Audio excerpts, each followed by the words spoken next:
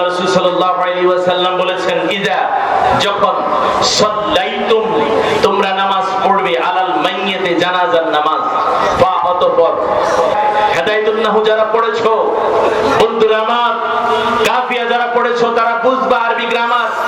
আর আরবি গ্রামার যারা পড়ে না, কোন রকমে আলিফ বা তা সাফ পড়া নুরানি পড়া একবারে বড় মুফতি সাহেব হয়ে যায়, এরকম কিছু কাঠমোল্লা আছে না নাই? এরা কি বুঝবে? জোরে বলেন, এরা কি বুঝবে?